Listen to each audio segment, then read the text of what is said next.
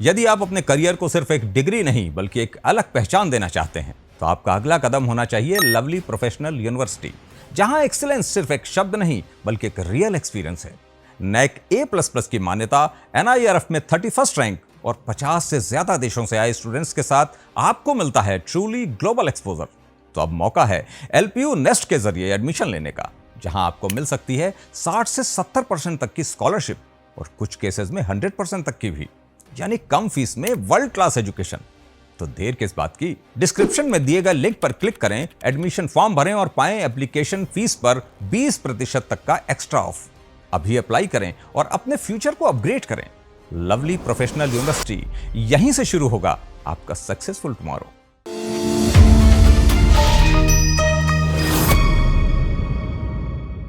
नमस्कार, शब्द सांची विंध्य के समाचार बुलेटिन में आपका स्वागत है। मैं हूं आपके साथ नियाजिया। शुरुआत करते हैं हेडलाइन से। रीवा में पौधों में पानी देते समय छत से गिरे BSF जवान की मौत। रीवा के बाल संप्रेषण गृह से बाथरूम की खिड़की तोड़कर 6 बाल अपचारी फरार। रीवा में शंकर पार्वती मंदिर में माता पार्वती की प्रतिमा को असामाजिक तत्वों ने किया खंडित। रीवा कलेक्टर कार्यालय पहुंचे दिव्यांग दंपति, लगाई न्याय की गुहार। रीवा में ग्रामीणों को फिर सताने लगी बदहाल सड़कों की चिंता, जनसुनवाई में लगाई फरियाद। रीवा की छुहिया घाटी में दंपति से लूटपाट और वीडियो बनाने वाले 3 शातिर आरोपी गिरफ्तार। रीवा में आयोजित 54वीं स्टेट एक्वेटिक्स चैंपियनशिप में इंदौर बना चैंपियन। हुजूर तहसील कार्यालय रीवा में समय पर नहीं बैठते अधिकारी, पक्षकारों ने लगाए गंभीर आरोप। सतना में 800 से अधिक संविदा स्वास्थ्य कर्मियों की अनिश्चितकालीन हड़ताल शुरू। मैहर में शराब के लिए पैसे न देने पर युवक से मारपीट। मैहर में मछली फार्म के गार्ड की संदिग्ध परिस्थितियों में मौत, जांच में जुटी पुलिस। सीधी में जन सुनवाई में जमीन पर कलेक्टर, कुर्सियों पर मोबाइल चलाते रहे अफसर। रीवा लोकायुक्त ने व्यवहारी में 75,000 रुपए की रिश्वत लेते लेखापाल को किया रंगे हाथ गिरफ्तार। और MP में मौसम का बदला मिजाज, रीवा समेत कई जिलों में बूंदाबांदी के आसार। अब खबरें विस्तार से। रीवा में आज बेहद दर्दनाक हादसा सामने आया, जहां घर की छत पर पौधों को पानी देते समय पैर फिसलने से सीमा सुरक्षा बल के जवान रंगीलाल कोरी की मौत हो गई। जानकारी के मुताबिक हाल ही में पश्चिम बंगाल में चुनाव ड्यूटी पूरी कर छुट्टी पर घर आए BSF जवान का संतुलन अचानक बिगड़ गया, जिससे वे सीधे छत से नीचे जा गिरे और उन्हें गंभीर चोटें आईं। परिजन उन्हें तुरंत SGMH अस्पताल लेकर गए, लेकिन इलाज के दौरान उन्होंने दम तोड़ दिया। बताया गया है कि मृत जवान की छुट्टियां समाप्त होने वाली थीं और उन्हें आगामी 4 जून को दिल्ली पहुंचकर अपनी यूनिट में दोबारा ज्वाइनिंग देनी थी, जिसकी तैयारियों में परिवार जुटा हुआ था। सूचना मिलने पर पुलिस ने अस्पताल पहुंचकर आवश्यक कानूनी औपचारिकताएं पूरी की और पोस्टमार्टम के बाद शव परिजनों को सौंप दिया। रीवा शहर के समान थाना क्षेत्र स्थित बाल संप्रेषण गृह में मंगलवार की सुबह सुरक्षा व्यवस्था की कलई खुल गई, जहां चोरी और हाफ मर्डर जैसे गंभीर मामलों में बंद 6 बाल अपचारी बाथरूम की खिड़की का कांच तोड़कर फिल्मी अंदाज में फरार हो गए। सुबह करीब 7 बजे जब गिनती के दौरान बच्चे गायब मिले तो हड़कंप मच गया और तलाश करने पर बाथरूम की टूटी खिड़की देखकर प्रबंधन के होश उड़ गए। घटना की सूचना मिलते ही समान थाना प्रभारी के नेतृत्व में पुलिस की कई टीमें सक्रिय हो गई हैं और फरार बच्चों की तलाश में संभावित ठिकानों पर लगातार दबिश दी जा रही है। बता दें कि इस संप्रेषण गृह से बच्चों के भागने की ये कोई पहली घटना नहीं है, बल्कि पूर्व में भी ऐसी कई वारदातें हो चुकी हैं, लेकिन बार बार मिल रही घटनाओं के बावजूद जिम्मेदार अधिकारियों ने सुरक्षा में कोई सुधार नहीं किया। सुधार और पुनर्वास के नाम पर संचालित इस केंद्र की घोर लापरवाही ने अब व्यवस्था पर गंभीर सवाल खड़े कर दिए हैं, क्योंकि जिन बच्चों को मुख्य धारा से जोड़ने के लिए यहां रखा गया था, वे प्रबंधन की ढिलाई के चलते कानून को ठेंगा दिखाकर भागने में कामयाब हो रहे हैं। रीवा शहर के सिविल लाइन थाना क्षेत्र अंतर्गत दुआरी गांव में धिरमा नाले के पास स्थित ऐतिहासिक शंकर पार्वती मंदिर में अज्ञात असामाजिक तत्वों द्वारा माता पार्वती की प्रतिमा को खंडित करने का बेहद निंदनीय मामला सामने आया है, जिससे पूरे क्षेत्र में भारी आक्रोश और तनाव का माहौल है। आज सुबह जब ग्रामीण हमेशा की तरह पूजा अर्चना करने पहुंचे तो माता पार्वती की मूर्ति का हाथ टूटा देख आक्रोशित हो गए। स्थानीय लोगों का गंभीर आरोप है कि मंदिर और उसके आसपास लंबे समय से नशाखोरों और असामाजिक तत्वों का जमावड़ा रहता है, जिनकी बार बार शिकायत करने के बावजूद प्रशासन द्वारा समय रहते कोई ठोस कदम नहीं उठाए गए, जिसका नतीजा इस दुर्भाग्यपूर्ण घटना के रूप में सामने आया है। धार्मिक भावनाओं और संस्कृति पर हुए इस आघात से भड़के ग्रामीणों ने सिविल लाइन थाने में शिकायत दर्ज कराते हुए मांग की है कि आसपास लगे सीसीटीवी फुटेज खंगालकर और संदिग्धों से पूछताछ कर दोषियों को तुरंत गिरफ्तार किया जाए। रीवा कलेक्ट्रेट कार्यालय में आयोजित जनसुनवाई में अपनी समस्याओं को लेकर पीड़ितों के पहुंचने का सिलसिला जारी है, लेकिन कई मामलों में अब तक कोई ठोस कार्रवाई नहीं हो सकी है। ताज़ा मामले में सिमरिया तहसील के खड्डाकंजी गांव की रहने वाली दिव्यांग रश्मि पांडे अपने पति त्रिसूदन पांडे के साथ कलेक्टर कार्यालय पहुंची। उन्होंने बताया कि सरकारी ज़मीन पर रसूखदारों के कब्जे के कारण उनके घर का रास्ता पूरी तरह बंद हो गया है, जिससे उनका आवागमन बाधित है। इस समस्या को लेकर वे लंबे समय से सिमरिया से रीवा के चक्कर काट रहे हैं, लेकिन अब तक कोई सुनवाई नहीं हुई। इसी तरह रायपुर करचुलियान ब्लॉक के बरेही गांव से आए संतलाल यादव ने अपनी पत्नी और छोटे बच्चों के साथ कलेक्ट्रेट में गुहार लगाई। संतलाल का कहना है कि प्रधानमंत्री आवास योजना की राशि न मिलने के कारण उनका मकान नहीं बन पा रहा है। पीड़ित परिवार ने कलेक्टर से जल्द आवास का पैसा दिलाने की मांग की है, ताकि वे 2 कमरों का घर बनाकर अपने परिवार का गुजारा कर सकें। रास्ते के लिए किस तरह की समस्या रास्ते? आने जाने के लिए रास्ता नहीं है, इसके लिए बहुत साल से हम दे दिए हैं वेतन, सुनवाई कुछ भी नहीं होती है। रास्ता केवल आपका बंद है कि और भी गांव वाला? नहीं, खाली मेरा घर। कौन बंद किया रास्ता?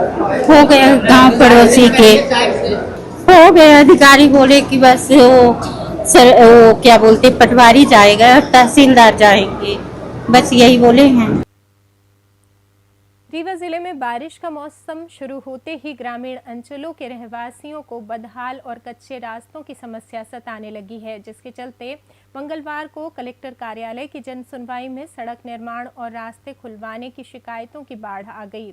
प्रभारी कलेक्टर अक्षत जैन के समक्ष रायपुर करचुलियान के पतौता गांव निवासी अतुल व विपिन पांडे ने मही तालाब से बरहदी तक के 3 किलोमीटर के कीचड़ युक्त पहुंच मार्ग के निर्माण की मांग उठाई, जिसकी बदहाली को पिछली बरसात में शब्दसाची ने ग्राउंड रिपोर्ट के जरिए प्रमुखता से उजागर किया था। फिर भी अब तक स्थिति जस की तस है। इसी तरह रायपुर करचुलियान के ही जोगेनिहाई गांव के कामता सिंह ने बताया कि ग्रामीण पिछले 35 वर्षों से सड़क की मांग कर रहे हैं और पहले बनी मुरुम की सड़क अब पूरी तरह जर्जर हो चुकी है।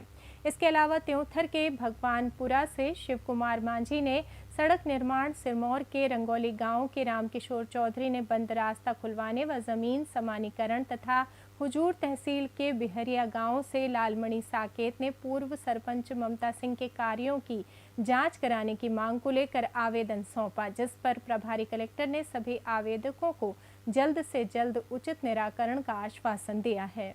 मेरा नाम अतुल कुमार पांडे है, ग्राम कसई पोस्ट पतौता से हूँ।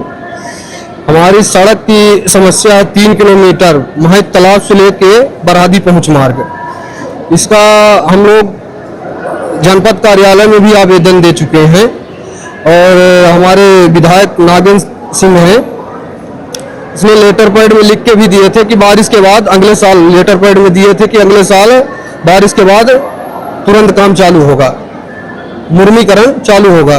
उसके बावजूद भी कुछ काम नहीं हो रहा है। हम लोग दूसरी बारिश शुरू होने वाली है और बच्चे तो स्कूल जा नहीं पाते हैं, 4 महीने बिल्कुल स्कूल नहीं जाते हैं।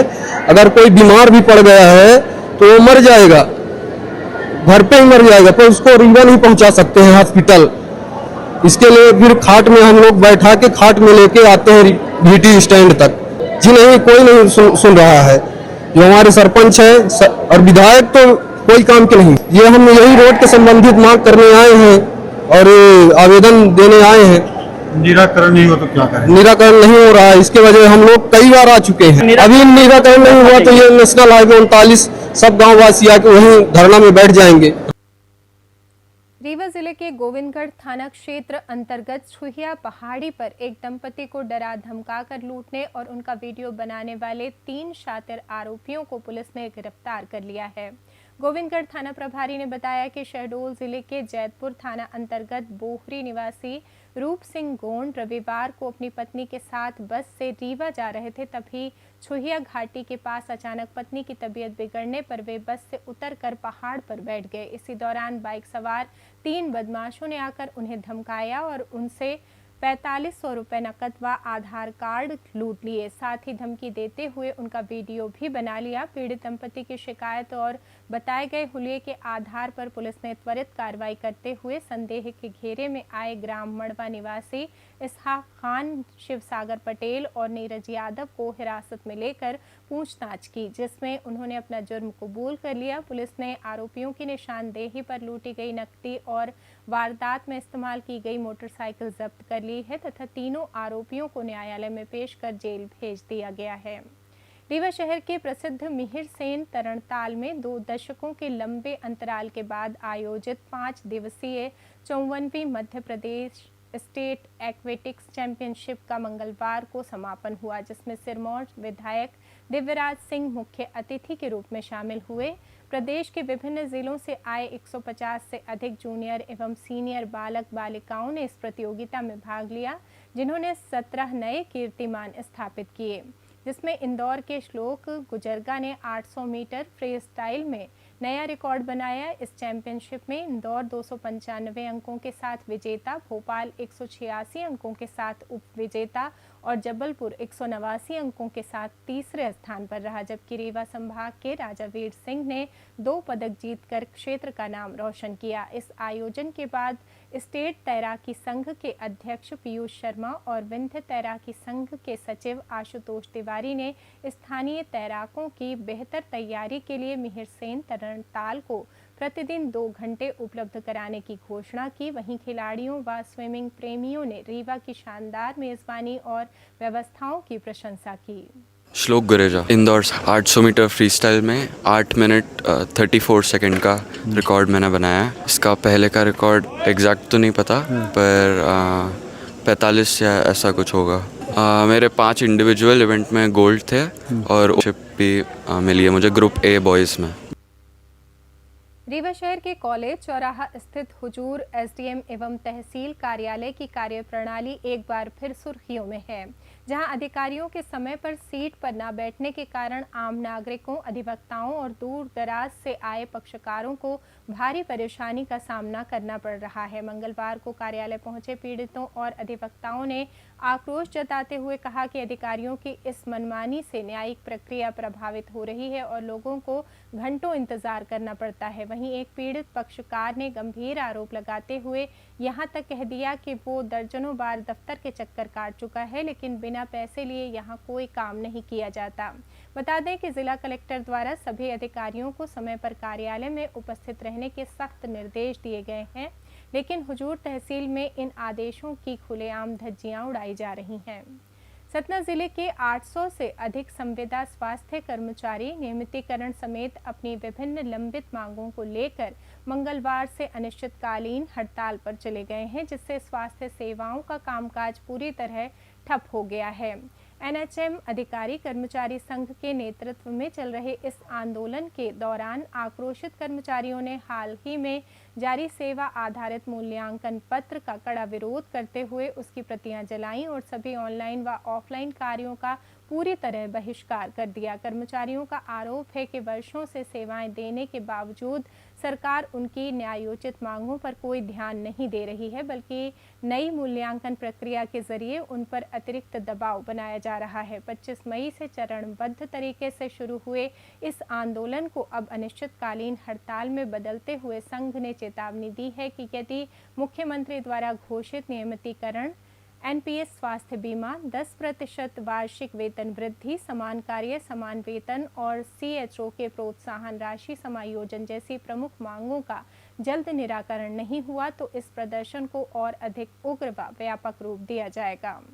मैहर जिले के कोतवाली थाना क्षेत्र अंतर्गत ICH के पास सोमवार की देर रात रिलायंस जियो कंपनी के एक कर्मचारी से शराब के लिए पैसे न देने पर 2 बदमाशों द्वारा बेरहमी से मारपीट करने का मामला सामने आया है। जानकारी के अनुसार हरनामपुर निवासी रविकांत त्रिपाठी रात करीब 3 बजे अपने सहकर्मियों के साथ गुमेही स्थित कार्यस्थल से लौटकर चाय की दुकान पर रुके थे। तभी वहां पहुंचे आरोपी नीलेश पांडे और सोनू पांडे ने उनसे शराब पीने के लिए पैसों की मांग की। रविकांत द्वारा मना करने पर आग बबूला हुए आरोपियों ने गाली गलौज करते हुए प्लास्टिक के पाइप से उन पर ताबड़तोड़ हमला कर दिया, जिससे उनके हाथ, पीठ, पेट और पैर में गंभीर चोटें आईं। घटना के बाद पीड़ित कर्मचारी की शिकायत पर कोतवाली थाना पुलिस ने दोनों नामजद आरोपियों के खिलाफ मामला दर्ज कर उनकी तलाश शुरू कर दी है।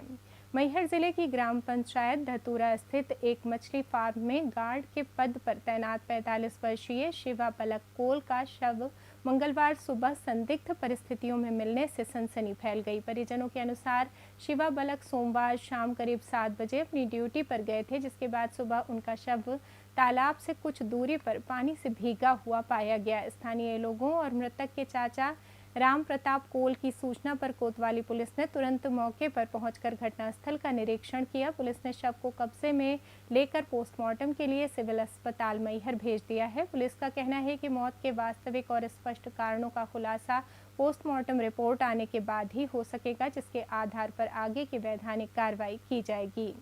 सीधी जिला पंचायत सभागार में मंगलवार को आयोजित जनसुनवाई के दौरान प्रशासनिक व्यवस्था का एक अनोखा विरोधाभास सामने आया, जहां संवेदनशीलता की मिसाल पेश करते हुए कलेक्टर विकास मिश्रा खुद साइकिल चलाकर पहुंचे और आम लोगों के बीच जमीन पर बैठकर उनकी समस्याएं सुनते नजर आए।